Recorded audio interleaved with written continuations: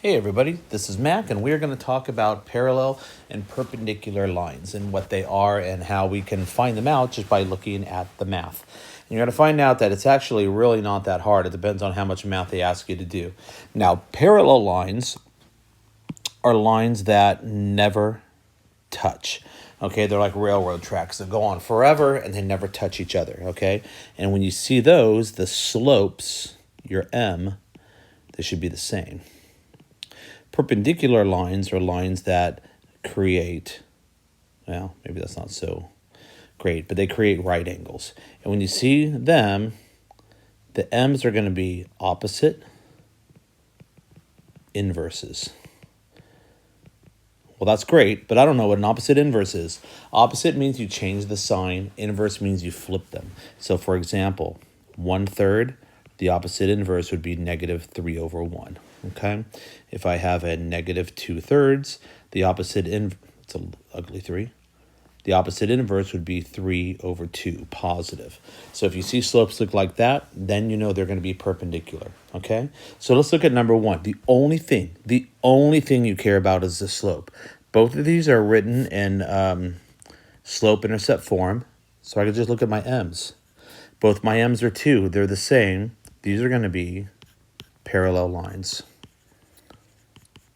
We start learning in geometry that if we do those two lines, it just means parallel. So to save some time, I'm just going to write that for parallel if you're okay. Now look at this one. Y equals mx plus b. Y equals mx plus b. I don't care about the b's. I just don't. This is a -3, and this is a 1/3. Remember, -3 is like -3/1. If I flip it, this one is flipped. The signs are changed. So this one would be the perpendicular. Okay? Going on to number 3. Again, y equals mx plus b. All you do is look at the slopes. They're the same. It's parallel.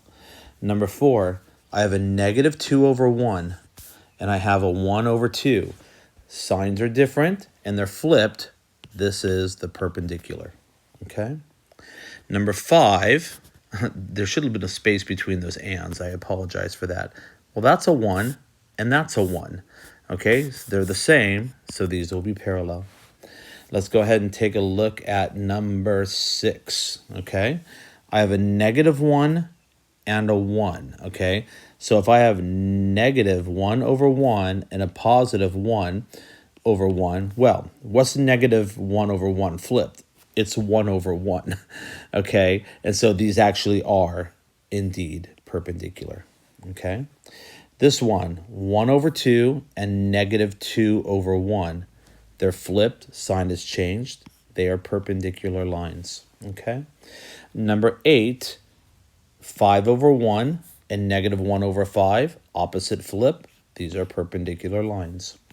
Number 9, I have 3, and I have a, let's just pretend that was a number. It got lost there somewhere. I'll just put a 1. It doesn't matter.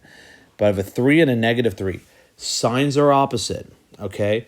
But are they flipped? No. They're not. So they're not the same, and they're not opposite inverses. So this is just a normal line. I'm going to write that. That doesn't mean no solution. It just means it's not perpendicular or parallel. They're just two lines that cross, okay? But they don't cross in any special way.